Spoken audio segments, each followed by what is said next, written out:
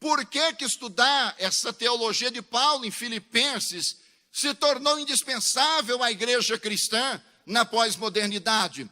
Eu quero apresentar um motivo. Por causa do surgimento de uma religião de mercado.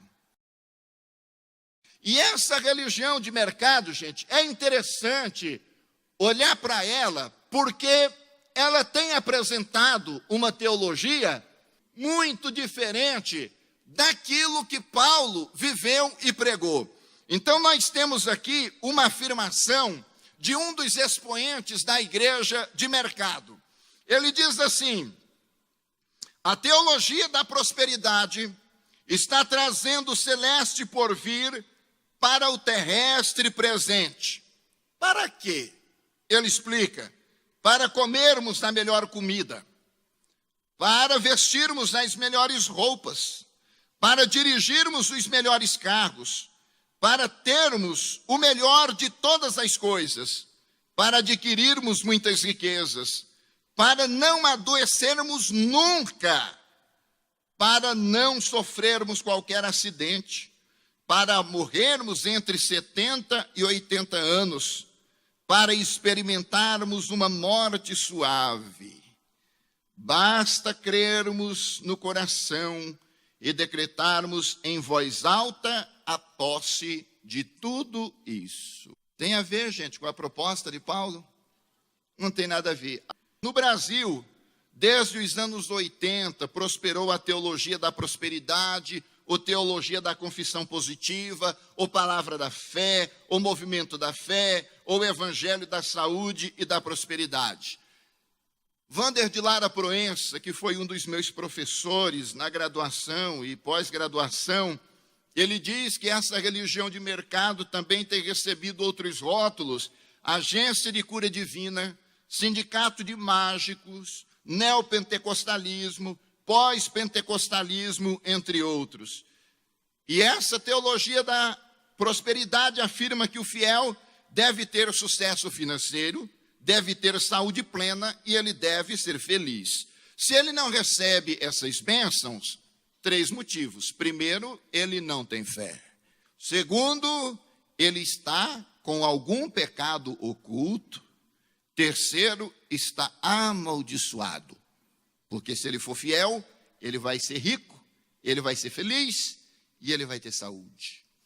E Paulo, que estava preso, e Epafrodito, que ficou doente, e Eliseu, que morreu doente, e depois jogaram um cadáver, onde ele havia sido sepultado.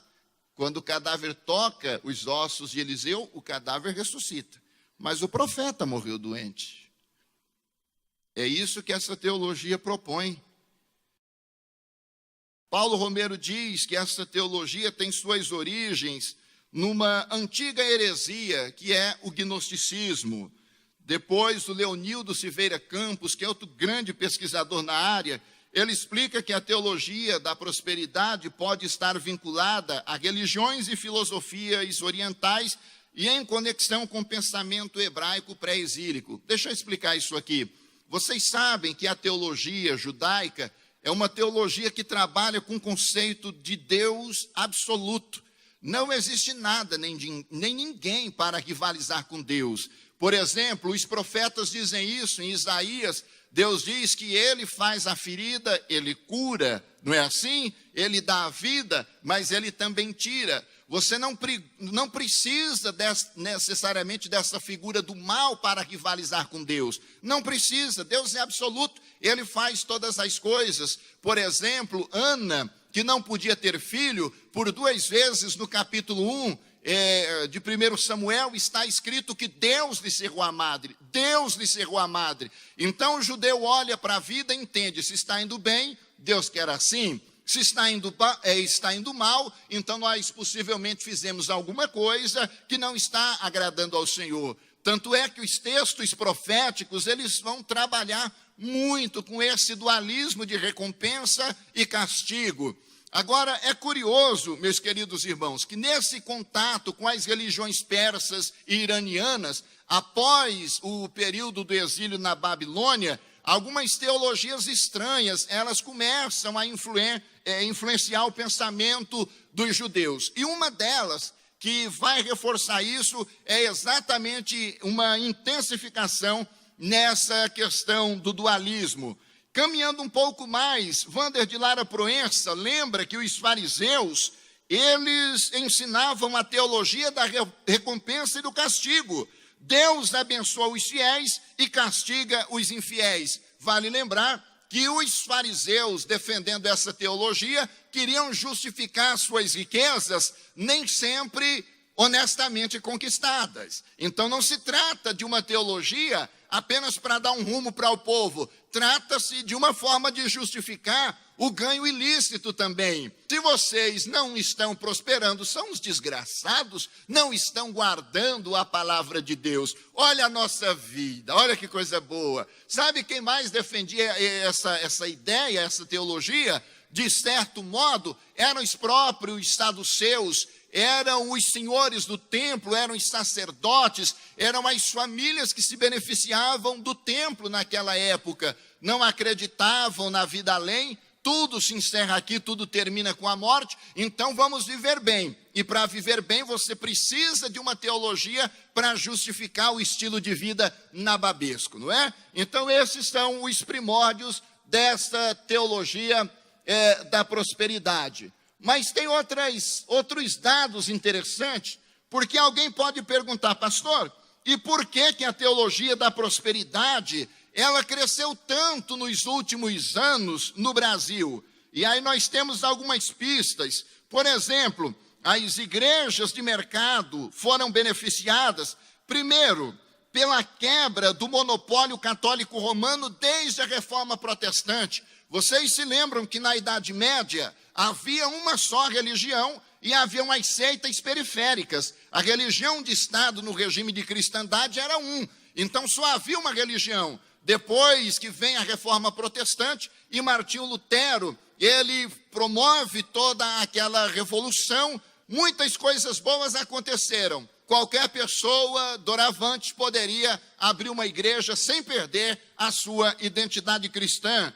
Outra questão é de cunho jurídico, que possibilitou a abertura de diferentes entidades religiosas. Gente, é mais fácil no Brasil abrir uma igreja do que abrir uma empresa. Nós temos aqui empreendedores, nós temos aqui empresários, e vocês vão perceber que abrir uma empresa dá mais trabalho do que abrir uma igreja. E esse favorecimento de cunho jurídico e que também facilitou demais a vida dessas religiões de mercado. Um outro problema, a liberdade do consumidor.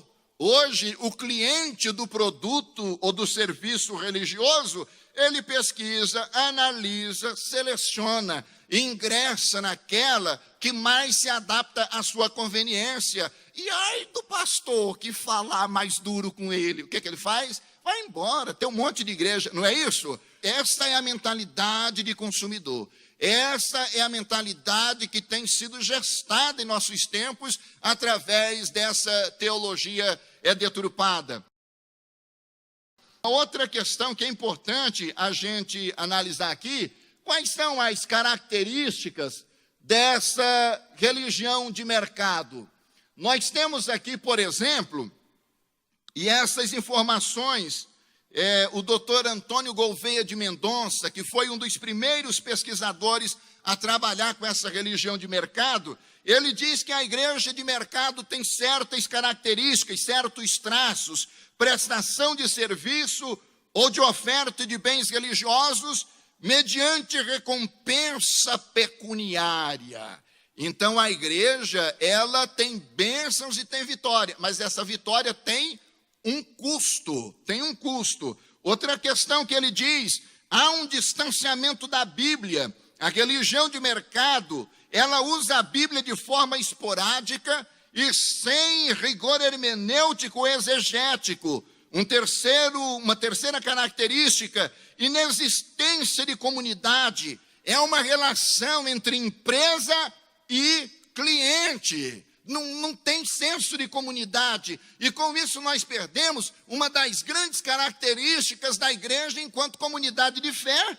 porque na igreja nós estabelecemos amizades, construímos vínculos. Ó, quão bom e quão suave é que os irmãos vivam em união.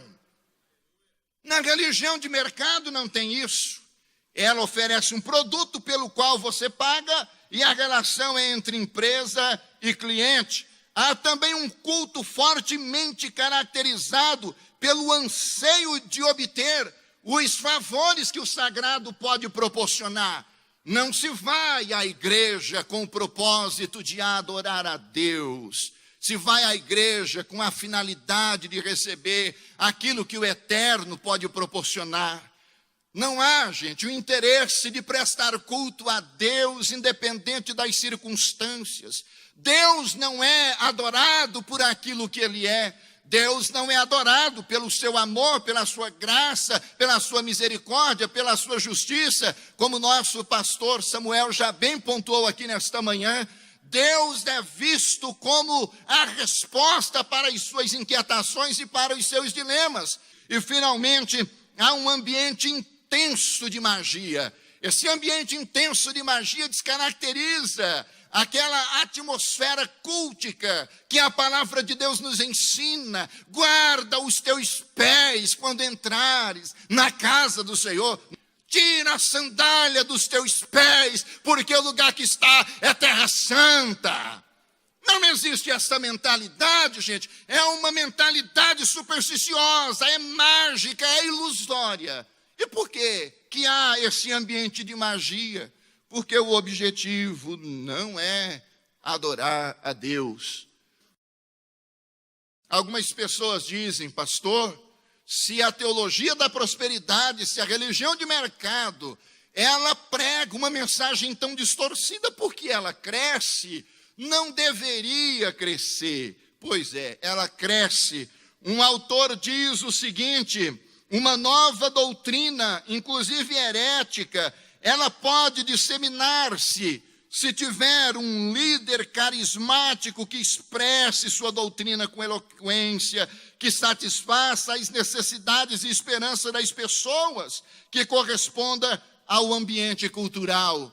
Wander de Lara Proença, outro grande estudioso do assunto, ele diz que as igrejas urbanas, entre elas as religiões de mercado que mais crescem, são aquelas que interagem com o universo simbólico da cultura, que lideram com carismatismo messiânico, que exploram ao extremo os recursos da cultura midiática e que dão uma ascensão ao fiel que é negada pelo mundo urbano. Isso aqui, gente, é de uma riqueza extraordinária. Essas pessoas, elas parecem ter uma intimidade com Deus que nós, pobres mortais, não ousamos ter.